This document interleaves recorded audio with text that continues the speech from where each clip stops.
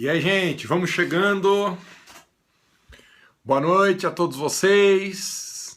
Ó, me ajuda a compartilhar isso, gente, por favor, tá? Deem aí um compartilhar no Periscope de vocês, tá? Porque a notícia é quente, importante. Hoje eu quero tirar todas as dúvidas sobre esse assunto para o exame de ordem e para concurso público, tá? Obrigado, Fábio. Ô, gente, vamos divulgar, por favor. Me ajuda aqui. SBDM, obrigado. Camila, Paulo Fuji, Fabiane. Gente, ó, um alô para Paranaguá. Valeu, Thiago. Vanes Moreira, Adriana. Gente, vamos lá, por favor. Chama o pessoal, tá? Porque a questão é urgente. Tem muita dúvida a respeito disso. Boa noite para quem está chegando. Tá? É só dar um compartilhar, gente. Valeu, Thiago, direto da Itália, Aline Cabral, pessoal da Ilha do Amor, em São Luís do Maranhão, Ed Júnior, Chuck Norris, concurseiro, que eu sigo também, pessoal da Uninove, João Feliciano. Vamos lá, gente, clica na tela aí para aparecer coraçãozinho, compartilhe, um abraço para Alice, pessoal de Macapá, Chapecó, Belo Horizonte. O assunto é urgente, tá bombando, tá? Bom, quem não conseguir pegar desde o começo pode assistir a retransmissão, porque o vídeo fica disponibilizado 24 horas. Vamos lá, gente. Ó, manda por favor. Mudou sim. Compartilha aí, gente. Obrigado, Mônica. Pessoal de... Olha só, o Jota lá em Dublin, na Irlanda. Janaína, obrigado, Janaína. Professor Kleber Barros, valeu, professor. Ô, gente, vamos posicionar o assunto antes de explicar qual que é a novidade. O que é a ação regressiva? Vocês sabem que no tema da responsabilidade do Estado existem duas grandes ações judiciais propostas. A ação indenizatória, que é proposta pela vítima contra a pessoa jurídica estatal causadora do dano. E se o Estado for condenado na ação indenizatória, só se ele for condenado, o artigo 37, parágrafo 6º da Constituição, exige que o Estado mova uma ação regressiva, tá? Uma ação regressiva contra o agente causador do dano. Tem muitos detalhes importantes aqui dentro dessas duas ações. Primeiro, a ação indenizatória só pode ter no polo ativo quem sofreu prejuízo ou os sucessores, ok?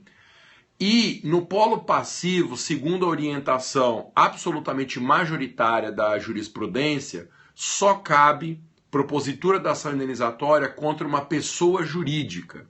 Nunca contra o órgão, nem contra a pessoa física do agente. É verdade que em meados do ano passado houve um entendimento isolado de uma das turmas do STJ admitindo a ação indenizatória proposta pela vítima contra a pessoa física do agente, quando o dano é causado no exercício da função. Mas essa orientação é uma orientação isolada da quarta turma do STJ. Predomina o entendimento de que se o dano foi causado no exercício da função, a ação indenizatória é contra a pessoa jurídica estatal. Tem várias razões para isso ser assim. Eu não posso acionar a pessoa física do agente, nem o órgão, por causa, em primeiro lugar, da ideia de impessoalidade. Quando o agente público está no exercício da função, eu tenho que considerar que aquele comportamento foi impessoalmente realizado pela máquina pública e não por aquela figura do agente que realizou a conduta. Lembrem que pessoas jurídicas não atuam no mundo fático, no mundo real, por si próprias. As pessoas jurídicas precisam da, digamos, incorporação, como se fosse um cavalo de santo, tá? A incorporação por meio de uma pessoa física, que é o agente. As pessoas jurídicas são criações do direito e elas não existem no mundo real, a não ser como ficções jurídicas. O Estado, ele próprio, a União, Distrito Federal, municípios, não podem causar diretamente prejuízo as pessoas. Eles sempre dependem da intermediação de um agente público no exercício da função. Muito bem. Pelo princípio da impessoalidade, quando o agente público está no exercício da função, ele está encarnando a figura do Estado. Portanto, não é aquela pessoa física que tem que ser responsabilizada. Isso seria um olhar do mundo fático. Eu observo e vejo aquela pessoa física agindo. Para a realidade normativa, chamada de realidade deôntica, é o Estado que está agindo por meio daquela pessoa ali encarnada. A segunda razão para a ação indenizatória não poder ser proposta contra órgão público ou contra a figura do agente público é a teoria da imputação volitiva de Otto Guericke. Essa teoria é um clássico, eu trato muito na nova edição do meu manual de administrativo, gente, recomendo, tá? A 6ª edição, que é a edição 2016. A próxima edição só o ano que vem, tá, gente? Ó, o livro Líder de Mercado em Direito Administrativo, eu recomendo e explico muito a teoria da imputação volitiva de Otto Guericke. Por essa teoria, quando o agente público está no exercício da função, o ordenamento atribui a uma pessoa jurídica estatal esse comportamento. É uma teoria atributiva. A ideia de imputação é uma técnica jurídica por meio da qual o direito altera para fins normativos quem é responsável pela conduta. Imputar é fazer isso. Atribuir a conduta que no mundo físico foi realizada por uma pessoa a outra para fins de direito. Isso é imputar. Então o agente público está no exercício da função, o direito imputa à pessoa jurídica estatal a que ele está ligado o comportamento. O direito cria suas próprias realidades, o mundo normativo é a ilha de Lost, é uma realidade paralela em relação ao mundo real, e o direito tem essa possibilidade. No horário de verão, o direito transforma o dia em noite. Você vai, por exemplo, 7 horas da noite, 8 horas da noite em dias de horário de verão em algumas cidades, está claro. E, no entanto, 7 horas da noite é de noite. Para fins jurídicos, o direito pode criar as suas próprias realidades e essas realidades se dissociarem do mundo real. Na comoriência, por exemplo, em termos fáticos, alguém pode ter morrido antes. Mas se eu não consigo provar quem morreu antes, o direito cria uma ficção só para fins normativos, considerando que todo mundo morreu ao mesmo tempo. Bom, por conta disso que há a ideia de teoria da imputação volitiva, mas tudo isso na ação indenizatória. E só faz sentido falar em ação contra a pessoa jurídica estatal quando o comportamento foi realizado pelo agente na qualidade de agente público. Por isso que o 37, parágrafo 6º, fala que as pessoas jurídicas responderão pelos danos que os agentes nessa qualidade causarem. Importante. Se o agente público causou prejuízo fora do exercício da função, o Estado não responde. Isso é um dos efeitos da teoria da imputação volitiva. Não há um único agente público no Brasil que seja agente público 24 horas por dia. Sempre a ideia de imputação lida com uma chavinha, uma chave seletora. Está no exercício da função, o comportamento é atribuído à pessoa jurídica estatal. Fora do exercício da função, o comportamento, o direito liga à própria pessoa que realizou, que é a pessoa física do agente. Então note, o caso que já caiu em prova, se o policial está na área de folga, com arma própria e sem farda e atira no vizinho, o Estado não responde. Isso é um pressuposto para a responsabilidade do Estado, prejuízo causado por agente no exercício da função. Muito bem. Se a vítima perde a ação indenizatória, ela, transitando em julgado, o assunto morre ali. Mas se a vítima ganha a ação indenizatória, o Estado tem a obrigação constitucional de mover a ação regressiva. É a única ação no direito brasileiro cuja propositura é um dever, é uma obrigação e não uma mera faculdade, um direito. Nós estudamos em processo civil que a ação é um direito público, subjetivo e abstrato. Só que há uma exceção que é a ação regressiva. O princípio da indisponibilidade determina que a ação regressiva seja proposta. Tá? Então, esse é o posicionamento geral do assunto.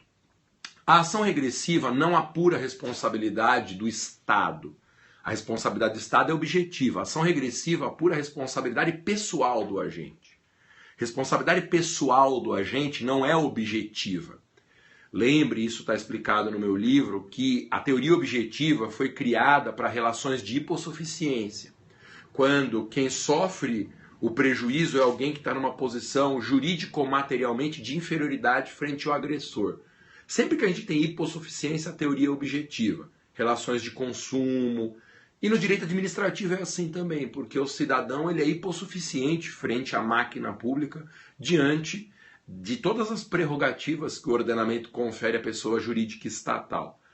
Em razão disso, é desde 1946 que vigora no Brasil, tá? Vigora no Brasil a teoria da responsabilidade objetiva para danos causados pelo Estado. Só que na ação regressiva eu não cogito, tá, de responsabilidade do Estado, porque a responsabilidade do Estado já transitou em julgado. Ele já foi condenado. Então, o que eu vou discutir na ação regressiva é um tema que está mencionado no final do 37º. Tá? Ô, gente, compartilha de novo para as pessoas saberem dessa novidade. Por favor, ó, ação regressiva é para apurar a culpa ou dolo do agente. Isso está no próprio 37, parágrafo 6º da Constituição. Me ajuda aí, gente. Compartilha para a gente divulgar conhecimento. Ó, conhecimento não pode ser armazenado, gente. Tá? Não pode ser latifundiário de conhecimento. Tá? Obrigado, Júnia, Fê, Marcos, Maiara, Débora. Valeu, gente. Vamos trazer esse povo para estudar direito administrativo. Então, a ação regressiva, pelo próprio 37, parágrafo 6º da Constituição, exige a demonstração de culpa ou dolo do agente. Porque como eu estou apurando a responsabilidade pessoal do agente, não há hipossuficiência nenhuma nesse vínculo. O Estado não é hipossuficiente frente ao réu da indenizatória, tá? Que é o agente público. Então, por todas essas razões sistêmicas, na ação indenizatória, na ação regressiva, perdão, vigora a teoria subjetiva. Tem que discutir culpa ou dolo porque esse é o objeto da ação regressiva. Muito bem. Tem a questão que já perguntaram aqui, tem a questão da denunciação da lide, tá? Todo posicionamento jurisprudencial sobre denunciação da lide na ação indenizatória é anterior ao novo CPC, então por enquanto ficam valendo as mesmas regras. A denunciação da lide é aceita pelo STF e pelo STJ na ação indenizatória, ela traz o agente público para o polo passivo da ação indenizatória. Embora admitida pelos tribunais superiores, ela é um desastre para a vítima, ela é um retrocesso, porque na ação indenizatória, se eu trago a pessoa do agente público para o polo passivo, eu estou aumentando a demanda subjetivamente, estou trazendo mais uma pessoa para o polo passivo, que implica numa perda de eficiência, e aumenta objetivamente a demanda, porque eu vou ter que passar a discutir culpa ou dolo na ação indenizatória, o que sempre prejudica a celeridade. Então, a jurisprudência tem que mudar em relação à denunciação da lide em ação indenizatória, que é aceita, mas é amplamente desfavorável à pessoa da vítima. Lembra que essa denunciação da lide ela é facultativa, ela é uma opção do Estado réu. E os prazos, gente? Ação indenizatória, quando o dano é causado pelo agente no exercício da função, o prazo é de 5 anos. Esse assunto está pacificado na jurisprudência com base no decreto dos anos 30. Tá? Agora, a ação regressiva sempre se sujeitou a uma controvérsia de prazo. Esse assunto sempre foi controvertido. Por quê? Porque há uma norma na Constituição, o 37, parágrafo 5º, um parágrafo anterior ao da responsabilidade do Estado. O 37, parágrafo 5º, tem uma redação confusa. Porque o 37, parágrafo 5º, fala que a lei estabelecerá os prazos prescricionais nas ações de ressarcimento ao erário. Aí vem uma exceção assim, exceto quanto às ações para reparação de prejuízos causados ao patrimônio público. Então, o 37, parágrafo 5º diz isso, que a lei fixará prazo de prescrição, exceto em relação, ou ressalvado, o caso de ressarcimento para prejuízos ao erário. Esse dispositivo vem sendo interpretado pela jurisprudência STF, STJ, TJs, TRFs como uma imprescritibilidade da ação regressiva, porque a ação regressiva é uma ação de reparação de dano ao erário. Então os nossos tribunais sempre fizeram essa interpretação de que com base no 37, parágrafo 6º, a ação regressiva não prescreve. E não só ação regressiva, né? Os nossos tribunais têm se posicionado também favoravelmente à ideia esdrúxula de que na ação de improbidade administrativa, a ação de improbidade tem prazo de 5 anos. Todas as penas prescrevem em 5 anos, menos a de ressarcimento do erário, que é uma das sanções possíveis na Lei 8429. Isso gera um contrassenso danado, porque vocês imaginem uma ação que prescreve num prazo, exceto quanto à aplicação de uma pena específica. Então, o que se vem dizendo, e é assim que cai em prova, assim que cai em concurso, é que mesmo que a ação de improbidade esteja fora do prazo, ela pode ser proposta exclusivamente para a aplicação da pena de ressarcimento do erário, também com base no 37, parágrafo 5º. Ou então, se ela já foi proposta fora do prazo, o juiz tem que extinguir a ação, exceto quanto a tramitação do processo para apuração de ressarcimento do erário. Percebam que isso é um contrassenso, né? Ou você trabalha com a ideia de prescrição para a ação como um todo, ou fica ridículo você ter prazos prescricionais diferentes para cada sanção na hipótese de condenação. Mas essa sempre foi a orientação dos nossos tribunais superiores. Em relação à ação regressiva, nós precisamos fazer uma menção importante à visão do professor José dos Santos Carvalho Filho. Carvalhinho, tá? Meu super ídolo no direito administrativo, dá aula na minha pós-graduação online em direito administrativo da Rede LFG, tá? Aliás, fica aqui a dica, ó, quem quiser fazer uma pós-graduação espetacular em direito administrativo, eu coordeno uma pós online no LFG com José dos Santos Carvalho Filho, Maria Silva Zanella de Pietro, Marçal Justen Filho, meu grande amigo professor Rafael Oliveira, que vocês conhecem, né, do curso de Direito Administrativo, grande procurador do município do Rio de Janeiro. Tem uma aula de abertura com o Celso Antônio Bandeira de Mello, tem uma aula com o ministro Barroso. Ô, gente, pensa numa pós espetacular, é essa online da Rede LFG. E o professor Carvalhinho deu aula na minha pós e ele tratou de um assunto importante, tá? No momento que eu recebo aqui uma notificação do meu querido primão, professor William Douglas, tá? Agradecendo um comentário gentil que eu fiz, vou até mencionar por causa desse livro do William Douglas. Gente, recomendo demais o Formigas, novo lançamento do William Douglas. O professor William Douglas, meu grande primão, só escreve best-seller, gente. Eu recomendo vivamente, um dos meus prediletos. Eu tenho na minha estante, gente, livro de cabeceira, As 25 Leis Bíblicas do Sucesso, do William Douglas. 2 leituras sensacionais. Ele está me agradecendo, eu fui notificado aqui agora há pouco no WhatsApp. Ele que está na Letônia, se não me engano. Tá, olha isso, gente, uma pessoa importante, está lá na Letônia mencionando, fazendo divulgação do livro dele, pregando em inglês. É um cara espetacular. Beijo pro meu primão, William Douglas.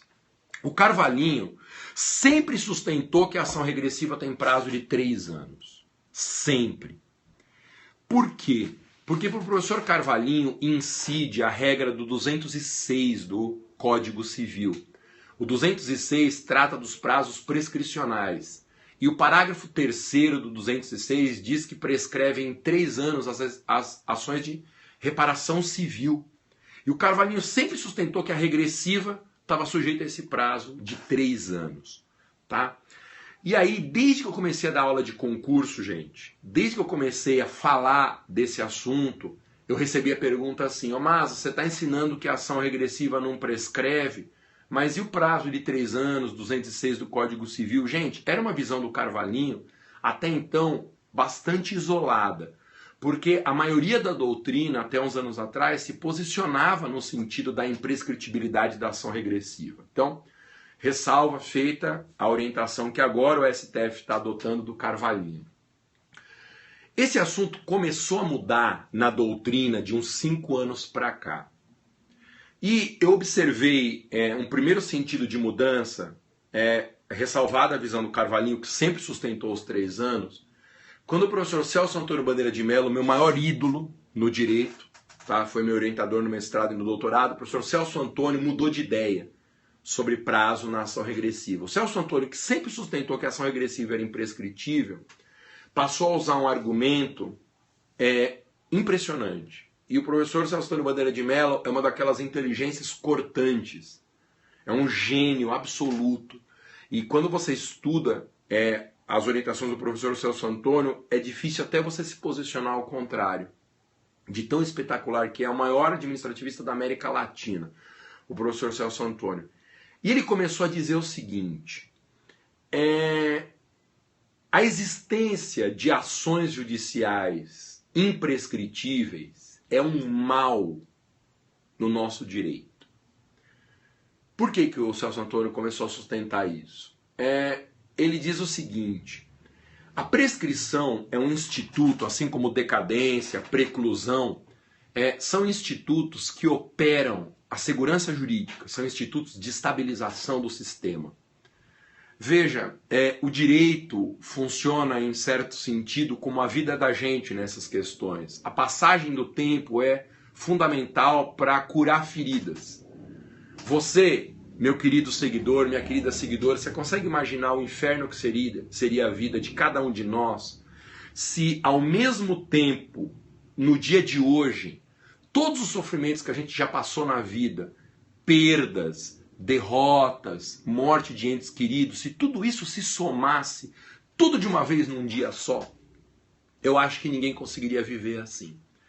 Mas como que a gente supera esses traumas? A gente supera pela passagem do tempo.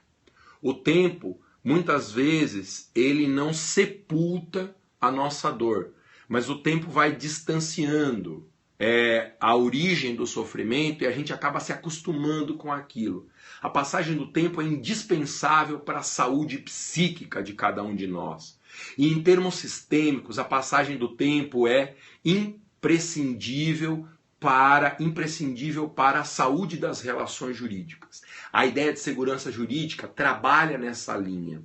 A segurança jurídica estabelece prazos para que questões tormentosas sejam debatidas. Não tem sentido, gente, não tem sentido eu entrar com uma demanda hoje para discutir um problema que minha família teve há 100 anos atrás. Os envolvidos já morreram. Já faz muito tempo que o problema aconteceu. A segurança jurídica opera colocando uma pedra sobre assuntos antigos. Sempre pense na preclusão, na prescrição, na decadência como institutos que viabilizam essa saúde para as relações jurídicas dentro do ordenamento pela passagem do tempo. Então, Celso Antônio, nessa linha, gênio absoluto, começou a dizer o seguinte: para que uma ação seja imprescritível, o valor que ela protege, o valor que ela tutela, tem que ser tão fundamental dentro do sistema que justifique eu deixar de lado a ideia de segurança jurídica. Gente, a segurança jurídica é um dos pilares do ordenamento. Você imagina algo que dentro do sistema seja tão valioso em termos axiológicos que justifica eu sacrificar a segurança jurídica para proteger esse valor. Então o Celso Antônio diz isso. Dentro da Constituição de 88, as ações imprescritíveis elas têm que lidar com hipervalores do sistema, porque senão não justifica eu sacrificar a segurança jurídica definindo a ação como imprescritível. E aí vem o coração da tese do Celso Antônio. O Celso Antônio diz assim: a ação regressiva, ela tutela qual valor sistêmico? Gente, a ação regressiva tutela a proteção do interesse público secundário, o interesse patrimonial do Estado como pessoa jurídica. Gente, interesse público secundário é uma sacada genial de um dos 3 maiores administrativistas de todos os tempos, o italiano Renato Alessi. Alessi separava o interesse público em primário, quando é o interesse da coletividade, e o interesse público secundário, que é o interesse não da coletividade, mas é o interesse do Estado como pessoa jurídica. O Alessi dizia: não tem problema você buscar a defesa do interesse público secundário, desde que ele seja compatível com o interesse público primário. Tá? Na verdade, gente, a ação regressiva visa o quê? Ela visa uma recomposição patrimonial do Estado. Isso é um valor menor dentro do sistema, não é nem interesse público primário.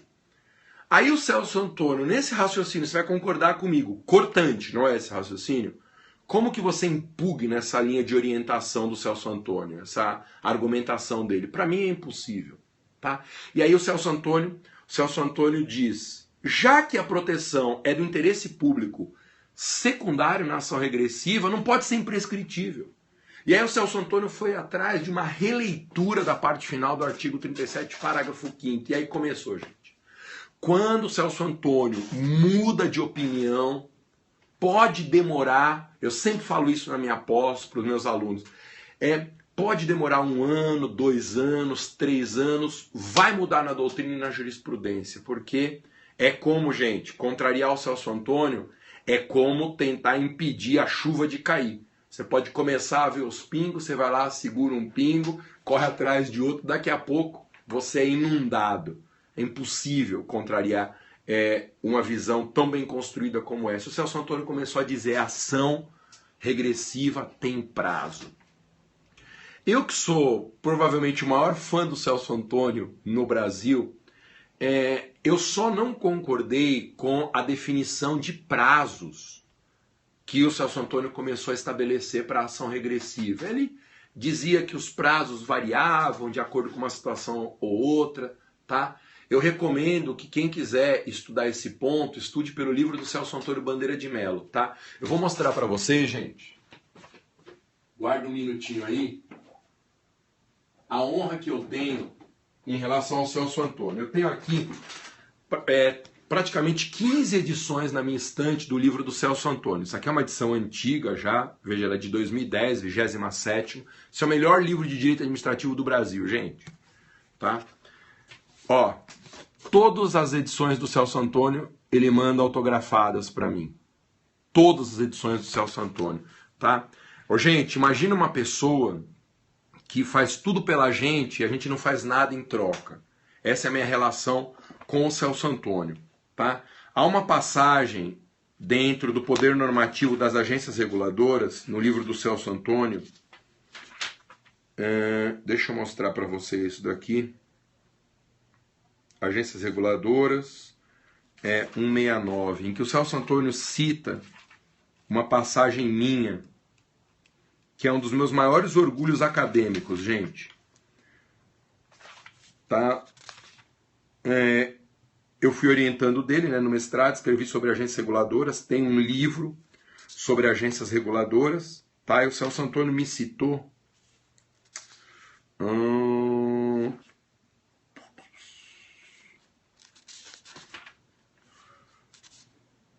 deixa eu mostrar aqui, deixa eu só achar. Nos outros livros eu até marcava,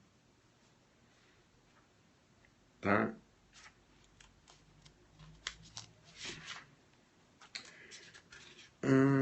Quer ver que eu não vou achar agora?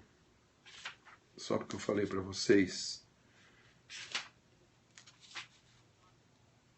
Bom, quem quiser tá na parte de agências reguladoras do Celso Antônio, devia ter marcado, né, gente?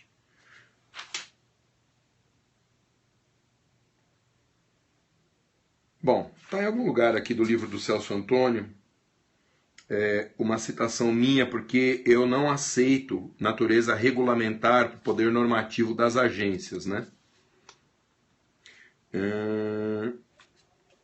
E aí ele cita esse meu entendimento.